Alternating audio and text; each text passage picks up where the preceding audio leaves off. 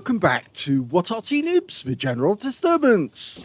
This is the S-51. It's the Tier 7 Soviet SPG located on the southwest spawn of Outpost. This one is under the command of llol97 of the TRACH clan. And that's 2 marks of excellence on the barrel of that 152mm howitzer, the BR2 actually, I think it is. Game on. Well, this Arty, based on the KV-1S, actually did not have enough stability, even with a heavy tank, to fire that big howitzer and not shake itself to death. You can see they had to put an arrangement on the back to actually transport the very heavy shells up into the breech of the gun. Never put into production, but they did test it and it passed the trials. Okay, he's ready to go. As with most games on Outpost, you aim for the approach road to the castle because, of course, gaining control of the castle actually does give you some advantage. You can spot the enemy early on and also snipe at them. Unfortunately, the first shell didn't do any damage, so yeah, they managed to get away with that. But I would not be surprised if an enemy tried to get up. In fact, there's the tiger. Rounds out.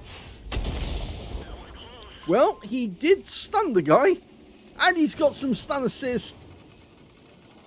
Yes, our T-34-100, the constructor, managed to get a couple of rounds into the Tiger as he was going into the castle grounds, and the Tiger was wiped out by the Striv 1030. We're firing the ISU-152K, and that was a hit right on the mantlet.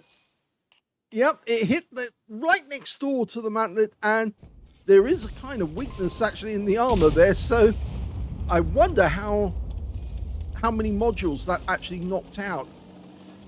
Well, he's gone to hide behind the house, but that's really not going to protect him because he could get splashed and taken out of the game. Looking over towards the town, we see a Progetto 66.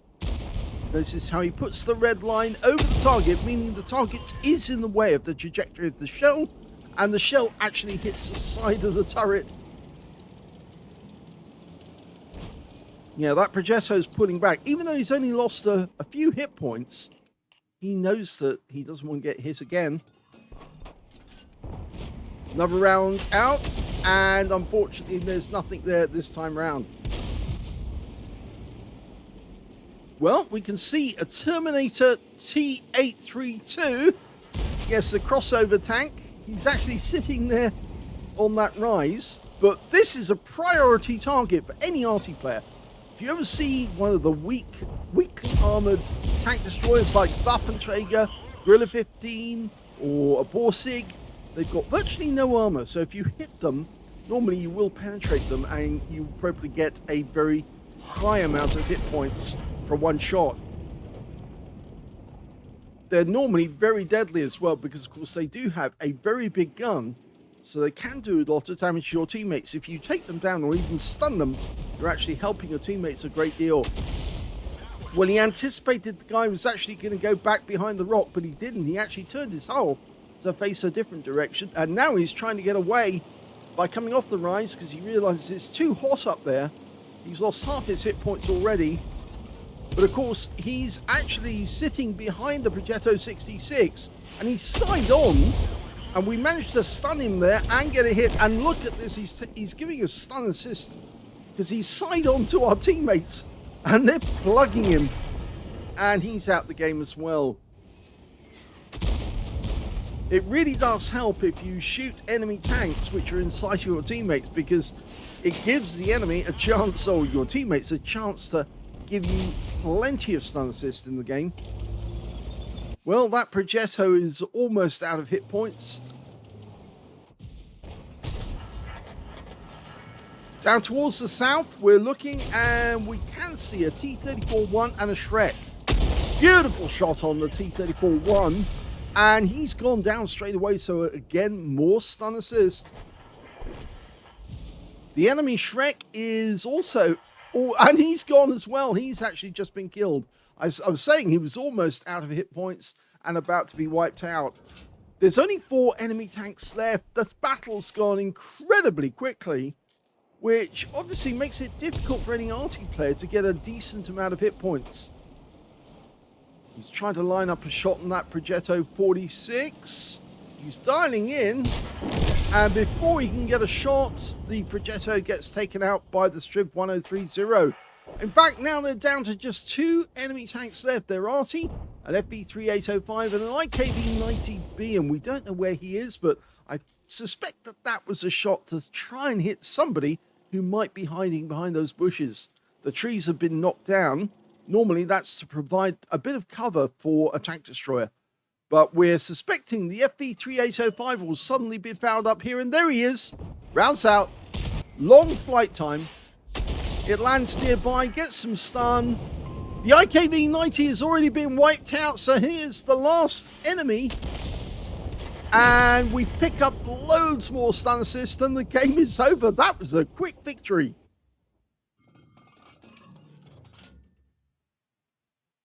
Well, that was definitely a very quick game, but it was also an ace tanker game for llol97 of the TRACH clan in the S-51.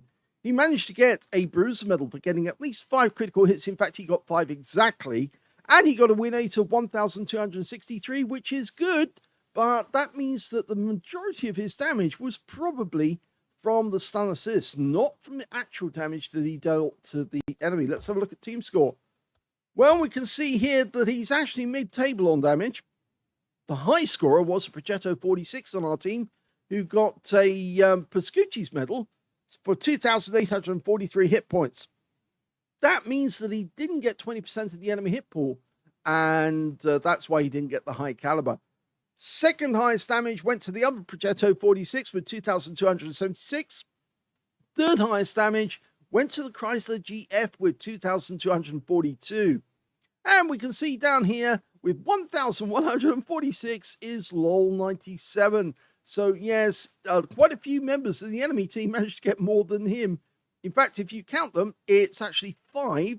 And you can see the 6 members of his own team. That places him in 12th place on damage. When it came to kills, the high scorer was the Progetto 46. 3 kills to him.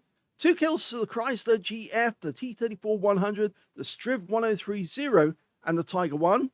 Nobody on the enemy team managed to get more than 1 kill. In fact, only 2 players on their team managed to get kills at all, and that's probably why the game was so quick. They were completely outmatched by our guys. When it came to llol97, he didn't get any kills either, but he did hit a lot of the enemy. When it came to base XP, he's right at the top of the table, because of course he was assisting his teammates, and therefore his XP is going to be higher. Because of that, 1,348 base experience points went to llol97, 1,066 went to the Progetto 46, and 1,003 went to the T34-100 constructor. So 3 players managed to get over 1,000 base, and llol97 was the highest of them. He fired only 12 rounds in the game, but he got an ace tanker for it. 3 direct hits, none of them penetrated, but he did get 11 splash.